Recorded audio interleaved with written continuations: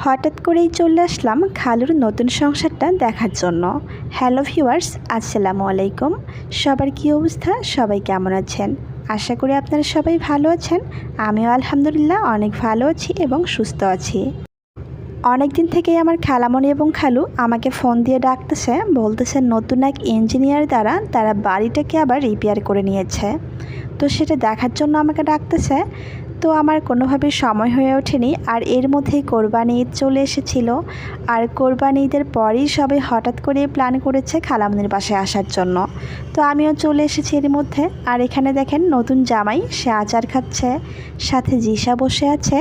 আর সবাই মিলেই চলে আসার একটা কিন্তু অন্যরকম মজা আছে।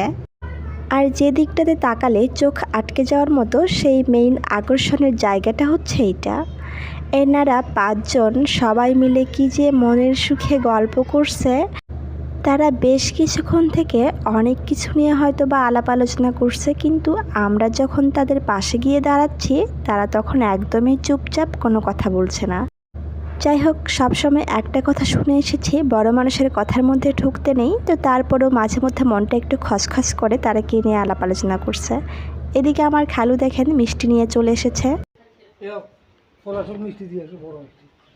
আর আমরা আসার থেকে তো আমার খালু একদম জামাইকে নিয়ে অস্থির, এতটাই ব্যস্ত হয়ে গেছে জামাই কি খাবে কি না খাবে, কি করতেছে না করতেছে, সব দিকেই তার নজর। একটু আগেই কিন্তু আমাকে আবারও বলল যে পলাশকে মিষ্টি দিয়ে আসো। আসলেই তাদের এত বেশি কেয়ারিং দেখে মনে হয় যে আরও কিছুক্ষণ একটু থেকে যাই, কিন্তু সময় সংক্ষিপ্ত, ব্যস্ততার কারণে হয়তো বা সেটা হয়ে ওঠে না। এখন তো একদমই নয়। আগে তো আমি বারবার এসেছিলাম, কিছুদিন পর পর আমার না আসলে তো চলতোই না, এমন একটা সময় ছিল। তো আল্লাহ তাআলা যেন ভালো রাখে, সবাইকে সুস্থ রাখে, এতটুকুই শুধু চাই। আর আমার খালামণির ছোট্ট নতুন রান্নাঘরটা আপনাদেরকে একটু এক নজরে দেখিয়ে দিলাম। ভীষণ কিউট হয়েছে দেখতে। আপনাদের কেমন লেগেছে তা অবশ্যই আমাকে কমেন্টস বক্সে জানাবেন। কিন্তু খালামণি কিন্তু বেশ কিছুদিন আগে বাড়ির কাজ করেছে আবারও নতুন করে। তো এই জন্যই খালু আমাকে বলেছে যে মা, আমি কিন্তু নতুন সংসার শুরু করেছি। আসলে আমার খালু কিন্তু অনেক ফ্রি, অনেক ফ্র্যাঙ্কলি সবার সাথে কথাবার্তা বলে। বিশেষ করে তো আমরা যারা ভাগনা ভাগ্নি আছি তাদের সঙ্গে তো অনেক বেশি ফ্রি। আর আমি শুরুতে যে ইঞ্জিনিয়ারের কথা বলেছিলাম না, যে খালামণি বলেছে নতুন ইঞ্জিনিয়ার দ্বারা বাড়ির কাজ করেছে, সেই নতুন ইঞ্জিনিয়ার হচ্ছে আমার খালু। খালু আমাকে বলেছে যে মা শোনো, সব ডিজাইন থেকে শুরু করে কোথায় কি হবে, খুঁটিনাটি সব বিষয় কিন্তু আমিই বলেছি। এজন্যই আমার কাছে মনে হচ্ছিল আসলে তাকেই ইঞ্জিনিয়ারটা বানানো দরকার ছিল। যাই হোক, সব কিছু মিলিয়েই অনেক মজা করলাম, অনেক গল্প আড্ডা দিলাম এবং কথা বললাম আপনাদের সাথে। কিন্তু এখন লাস্ট মোমেন্টে চলে এসেছি। খাওয়া দাওয়া শেষ করে এখন একটু বসে টিভি দেখতেছিলাম আর আমি একটু কোক খেয়ে নিচ্ছিলাম। তো একটা জিনিস হয়তো বা আপনাদেরও মনে হচ্ছে কিছু একটা মিচিং। একদম তাই, কিছু একটা মিচিং। সেটা আমি বেশ কিছুক্ষণ থেকে ভেবেছি যে আমার ভিডিওতে কিছু একটা মিচিং, আমি কেন তাকে দেখতে পাচ্ছি না। আর সে হচ্ছে আমার প্রাণের প্রিয় বড় বোন।